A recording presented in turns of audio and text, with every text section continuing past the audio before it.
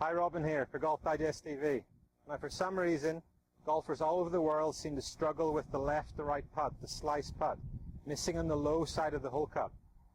Now, my experience through playing and in lessons, I think there's three common reasons why players struggle with these putts.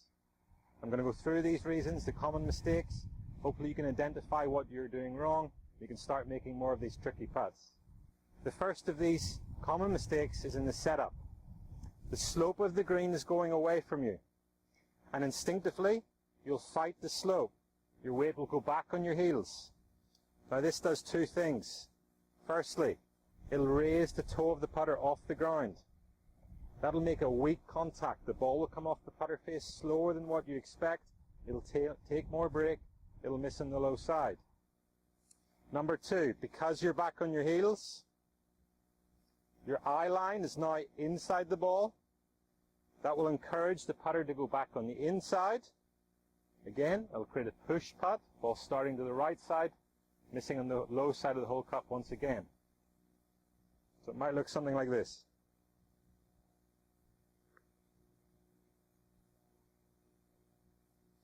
So when you're in the setup, you'd want to get into the same position as you normally are. You'll feel more weight on your toes in the slice putt.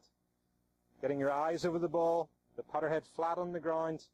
That's going to give you a better chance of striking the ball solid and keeping it on the high side of the hole cup. I missed on the high side, but high side misses. Ball coming in from the high side gives you the best chance of making the putt.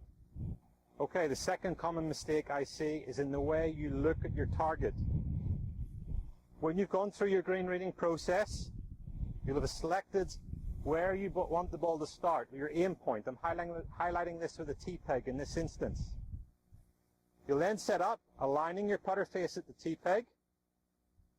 But the mistake is now, you'll look at the hole cup and simply will instinctively start the ball to where you're looking. So even though you're aiming at the T-peg, you'll look at the hole cup, you'll push the ball towards the hole cup. The ball will obviously miss on the low side of the hole cup. So, the trick is, you've got to imagine the putt is straight. Aim at the T-peg, aim at your starting line. Now imagine the putt is straight, making a regular stroke, focusing on your start line rather than the hole cup. Again, that's going to keep the ball on the high side, giving you a better chance of making the putt. Okay, the last and the most common reason why players miss slice putts, left to right putts on the low side of the hole cup. It's a green reading mistake. It applies to left to right putts, but it'll apply to every putt you have. The mistake you'll be making is you'll be reading the green and then looking at the highest part of the putt, the apex of the putt. Now naturally we think that the ball will start breaking from this point.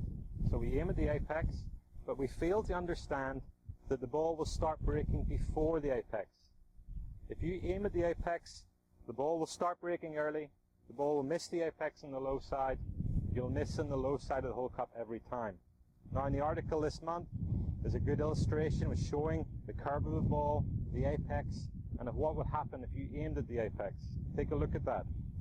But the simple tip is, when you've chosen the apex, you must be aiming higher than the apex, whether it's on a slice putt or a hook putt. Okay, there's three of the most common mistakes I see why players struggle with these left or right putts, commonly missing on the low side of the hole cup.